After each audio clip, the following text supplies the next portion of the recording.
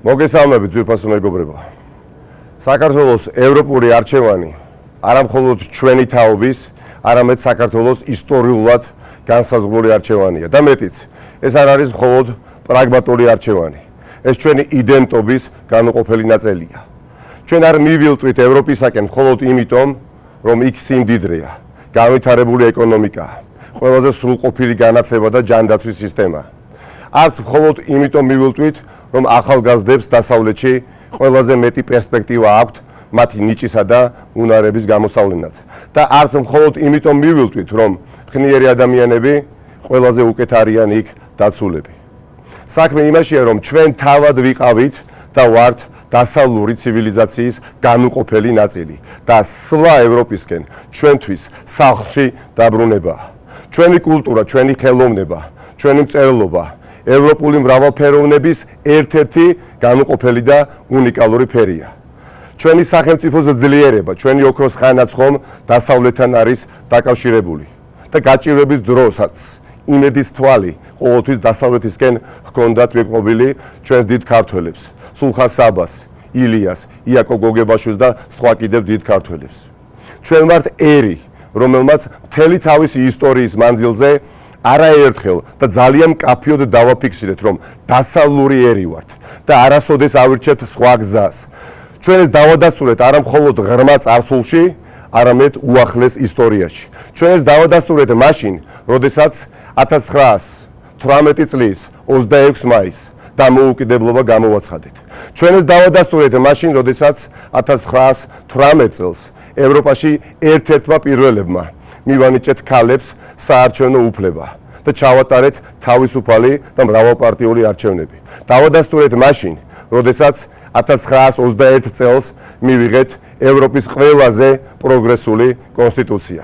დავადასტურეთ მაშინ, როდესაც 1924 წელს ქაქუცა ჩოლოყაშვილის მეთაურობით ავუჯანყდით ბოლშევიკებს და დავადასტურეთ მაშინ, როდესაც 1989 წლის 9 აპრილს ჩვენი სიცოცხლის ფასად პირველი დამანგრეველი დარტყმა მივაყენეთ ბოროტების იმპერიას და უზარმაზარი ნაბიჯი გადავდგით დამოუკიდებლობის კვლავ მოსაპოვებლად. და მაშინაც დავადასტურეთ, როდესაც 91 წლის 9 აპრილს აღვადგინეთ დამოუკიდებლობა და ზვიად გამსახურდიამ წარმოთქვა ისტორიული სიტყვები. მაშინაც დავადასტურეთ, როდესაც 99 წელს გავხდით ევროპის საბჭოს წევრი ქვეყანა და უკვე ზურაბჟვანია თქვა ისტორიული სიტყვები. დავადასტურეთ მაშინ, როდესაც 2003 წელს მშვიდობიანი ვარდების რევოლუციის გზით დავამარცხეთ რუსული გავლენის კორუმპირებული ხელისუფლება და შეუმდგარი მართლაც სახელმწიფოდან გავხდით წარმატებული ქვეყანა, ევროპული ოჯახის სრულფასოვანი წევრი. ასე რომ, დასავლური გზიდან გადახვევა ძვირფასო მეგობრებო, არა გეოპოლიტიკური არჩევანია საქართველოში, არამედ საკუთარ თავზე, საკუთარ იდენტობაზე უარის თქმა. ძვირფასო მეგობრებო, ძალიან მინდა კარგად გავიაზროთ ერთი რამ.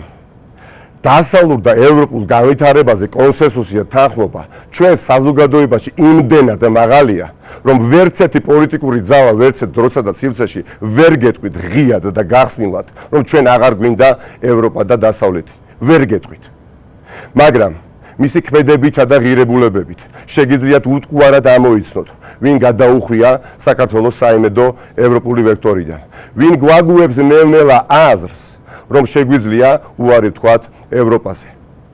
ყველა, აბსოლუტურად ყველა ავტორიტარულ და ოლიგარქიულ რეჟიმს თუნდაც საწყის ეტაპზე სიტყვითა და დეკლარაციებით პროდასავლურს უდგება ეს მომენტი, რომ ღიად უნდა თქვას უარი ამა თუ იმ ფორმით ევროპულ გზაზე. ეს მომენტი აუცილებლად დგება, რადგან თუ გინდა ქვეყანას ერთი კაცი და მისი მორჩილი მთავრობა მართავდეს და თუ გინდა ოპოზიციისგან და სამოქალაქო სექტორისგან მუდმივად მტერს სახავდე და თუ გინდა სამოქალაქო აქტივისტებს უსწორდებოდე, თუ გინდა სასამართლო კლანი დაკონტროლო ქვეყანა მანამ სანამ არ მოგბეზდება, აუცილებლად და გარდაულად დადგება მომენტი, როცა მოგიწევს უარი თქვა დასავლეთთან ერთად სიარულზე. რადგან ევროპის ღირსეულ წევრად ყოფნა და რუსეთის მსგავს ჩამორჩენილ ავტორიტარულ და ბნელ პროვინციად ყოფნა ერთდროულად ერთად უბრალოდ არ გამოდის. ეს აქსიომა. ჩვენ გვახსოვს ეს გადამწყვეტი მომენტი როგორ დადგა რამდენიმე წლის წინ უკრაინაში. როცა იანუკოვიჩის კრეპტოკრატიულმა რეჟიმმა ვეღარ შეათავსა თავისი რეალური ზრახვები და ევროპული რიტორიკა და შედეგად რა მოხდა? შედეგად დამარცხდა. ჩვენ გვახსოვს იგივე პროცესები მოლდოვაში და დასავლური ძალების გამარჯვება არჩევნებში. ეს მომენტი დგება აქაც, დგება ჩვენ სამშობლოში, დგება საქართველოში. ოლიგარქ ივანიშვილს აღარ გამოსდის ორმაგი თამაში და თვალთმაქცობა. აღარ გამოსდის რომ თან ასოცირების ხელშეკრულებაზე, ევროკავშირის მედიაციით მიღებულ შეთანხმებებზე, რეფორმებზე ისაუბროს და თან პარალელურად ხელისუფლება შეინარჩუნოს. გაყალბებით, ძალადობით, გაუქმებული ინსტიტუტებით შეინარჩუნოს ხელისუფლება. მტრად დასახული სახალხო დამცველითა და მესამე სექტორით. ფიზიკურად ნაცემი მედიით და გათელილი სასამართლოთი შეინარჩუნოს ხელისუფლება. ამიტომაც ჩვენ ხედავთ და თვალყურს ვადევნებთ რას? საჯაროდ როგორ ამცირებენ საქართველოს დასავლელ მეგობრებს და ხან გიჟმანტასებს უწოდებენ და ხან აი სულ ბოლოს ესტონეთს ურჩიეს მიხედონ საკუთარ თავს იქ ბალტიის პირეთში და ჩვენ შეგვეშვან. როგორ არაფრად მიაჩნიათ ჩვენი მეგობრების წუხილი და სენატის კონგრესის, ევროკავშირის შეფასებებს საჯაროდ როგორ დასინიან ამას ვადევნებთ თვალყურს პრაქტიკულად ყოველდღიურ რეჟიმში. თავზე როგორ გადაახიეს ევროპას 19 აპრილის შეთანხმება, ამასაც ვადევნებთ თვალყურს. და ბოლოს მუქარა და შანტაჟი, რომ საერთოდ არ გვადარდებს ევროკავშირის დახმარება და ჩვენი კოოპერაციის პროგრამა. და ამ დროს რა ხდება? ამ დროს მეორე მხარეს რას ვადევნებთ თვალყურს? მეორე მხარეს ჩვენ ხედავთ მარბიელთა ჯგუფებს თბილისის შუაგულში და ვხედავთ ევროკავშირის დამწვარ დროშას. ამ ყველაფერს ბოლო უნდა მოიღოს, მაგრამ როდის უნდა მოიღოს ბოლო? ბოლო უნდა მოიღოს 2 ოქტომბერს. ეს ღირებულებითი ცივილიზაციური ბრძოლა იქნება და არა ადგილობრივი არჩევნები.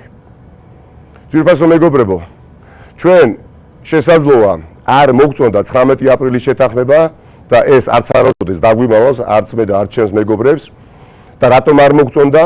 რადგან არ გვჯეროდა და ბუნებრივია როცა არ გჯერა ვერ მოიწონებ იმას ისიც არ გჯერა. არ გვჯეროდა რომ ოლიგარქი ივანიშვილი რამე სერიოზულ რეფორმას განახორციელებდა. არ მოგწონდა ამნისტიის უსამართლო კანონი და ასე შემდეგ და ასე შემდეგ.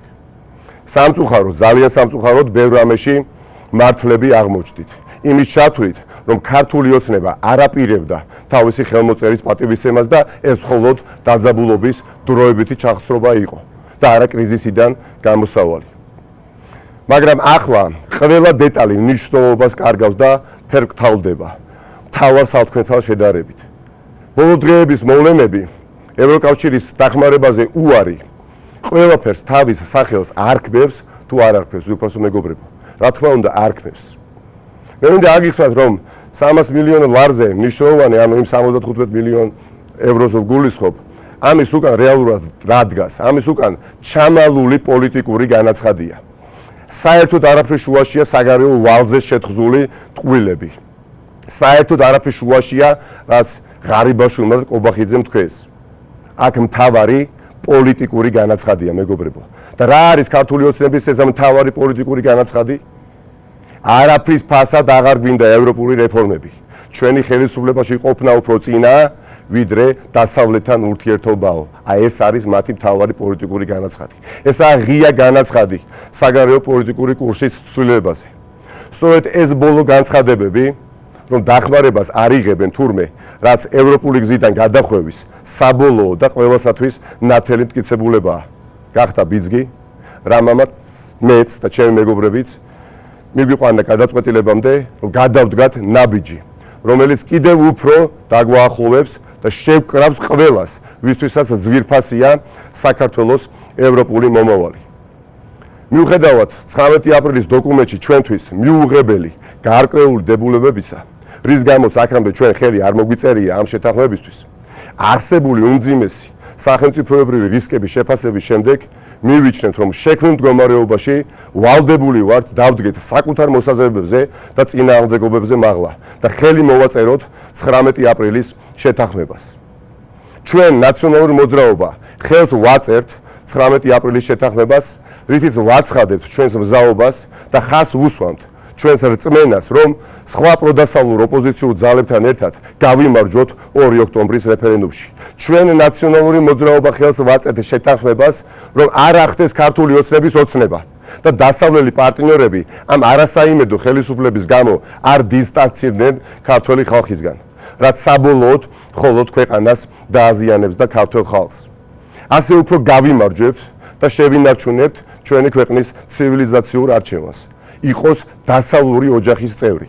გავიმარჯვებთ და ავაშენებთ განვითარებულ დიდარ დემოკრატიულ საქართველოს. ისე კი სინამდვილეში ევროკავშირი საქართველოს მხრიდან ნაკისრი ვალდებულებების შეუსრულებლობის გამო აცხადებს უარს დახმარების გაცემაზე და არა პირიქით. ქვეყნის ცუდი ხელისუფლება აქვე უნდა გავითვალისწინოთ ძვირფასო მეგობრებო, რომ სახადია. თითოეული ჩვენგანისთვის ქვეყნის ცუდი ხელისუფლება არის სახადი, ხოლო სტრატეგიული არჩევანი მარადიული ღირებულებაა. დღეს ამიტომაც ამ დოკუმენტზე ხელმოწერით ჩვენ გვინდა ნათლად და ცალსახად გავაცხადოთ, რომ არ მივცემთ უფლებას ქართულ ოცნებას გაექცეს საკუთარ ხელმოწერილ ვალდებულებას 53%-იანი ბარიერის ვერ გადალახვის შემდეგ ვადამდელი საპარლამენტო არჩევნების დანიშნვის შესახებ. ძვირფასო მეგობრებო, ქართველებო, თანამემამულეებო, სხვა არჩევანი უბრალოდ არ არსებობს. მოდით 2 ოქტომბერს რეფერენდუმზე და გააკეთეთ არჩევანი. გააკეთეთ არჩევანი დასავლეთის სასარგებლოდ. მოდით რეფერენდუმზე და უარი უთხარით რუსეთს. მოდით რეფერენდუმზე და დაიცავით თქვენი სამშობლო და მისი მომავალი. მოდით რეფერენდუმზე და შემოხაზეთ ნებისმიერი 51-ის გარდა. ხალხთან ერთად, ჩვენ საზოგადოებასთან ერთად, ევროპელ და ამერიკელ დიპლომატებთან ერთად, სხვა პარტნიორ ოპოზიციურ პარტიებთან ერთად, ჩვენ სხვა გამოსავალს არ დავუტოვებთ ივანიშვილს გარდა რიგარეში არჩევნებისა.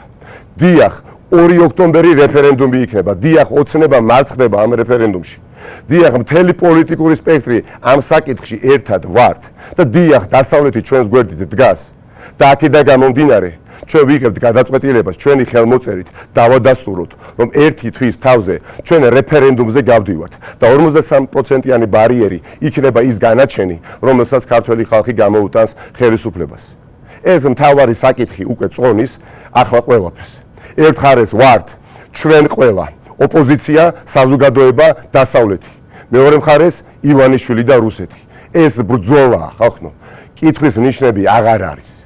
და ჩვენ ყველა ხალხი, ვინც ამ ქვეყანაში ვცხოვრობთ, აუცილებლად მოვიგეთ ბრძოლას 2 ოქტომბრის რეფერენდუმში და თაობებს, რომლებიც დღეს სახეზე ვართ და ცოცხლები ვართ და ცხოვრობთ ამ ქვეყანაში, აი ამ ხალხს ჩვენ უნდა გვიამაყებოდეს, რომ განგებამ მოგცა შესაძლებლობა გავაკეთოთ დიდი საქმე სახელმწიფოსთვის და ეს შესაძლებლობა ჩვენ თაობას ეძლევა 2 ოქტომბრის. 2 ოქტომბერს გვეძლევა ყველანი რეფერენდუმზე და ყველანი გამარჯვებისთვის. დიდი მადლობა.